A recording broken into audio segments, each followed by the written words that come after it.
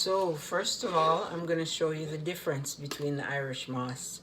All right, this one here is the Wildcrafted Irish moss, and this one here is the Brine made Irish moss. Wildcrafted Irish moss, it comes from the bottom of the ocean, and this Irish moss here is what we have in our real deal Irish moss from Honduras and the real deal Irish moss straight from Jamaica. The brine Irish moss is made in, or it's grown in salt water. And as you see here, it's much thicker. The pieces are much thicker. And it's also, and if you can see the grains of salt in here, that'll show you that this is not really, I mean, I don't want to say not real Irish moss. It's Irish moss because it's grown. The pieces are taken from the ocean and put into the brine water and it grows there. But according to Dr. Sebi, this is the one you should be using.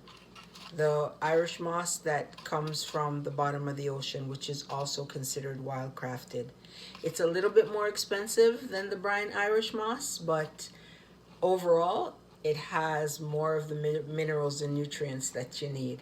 All right, so next we're going to show you how to prepare it. All right, here we are again.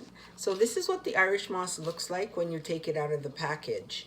And as you notice that there's lots of, you may notice here, lots of little particles from the sea, little things like seaweed otherwise, and there's sand and stuff that comes out of it. And what you do is that you wash this 3 or 4 times before you soak it in some spring water.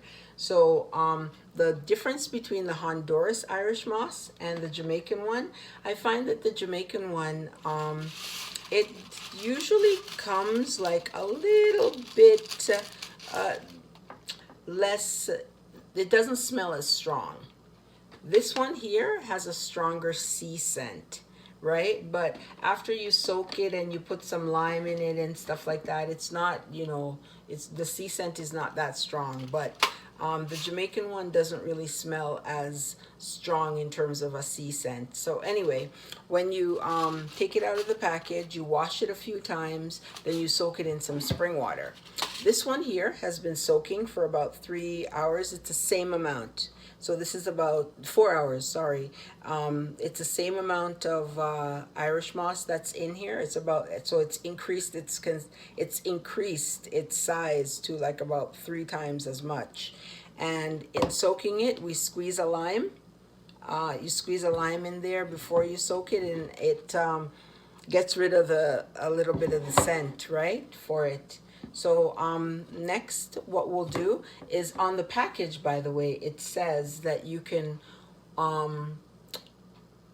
blend it first and then boil it, or you can or you can also boil it and then blend it. Today, we're going to boil it and then blend it. Okay? It doesn't really matter which way you go. Either you can boil it first, or you can boil it, or you can blend it first, or you can blend it after. But whatever your decision is, as long as you you blend it at some point, right? Because that'll help to give it the more smooth texture afterwards. Because I find that even after you boil it, there's still little particles that are left, even though it might have melted. But lots of times it doesn't all melt away, right? So we'll come back showing you what it looks like after we put it on the stove and boil it for a little bit. All right? All right, so in the interest of saving a little bit of time, I've already gone ahead and put it on the stove and boiled it in 4 cups of water. And it's been about 20 minutes since it's been boiling.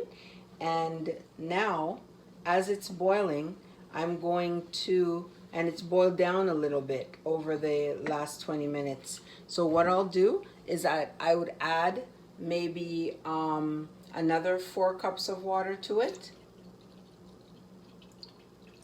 I'll add another 4 cups of water to it and let it boil down some more. because what you want is that you want most of this stuff to melt out.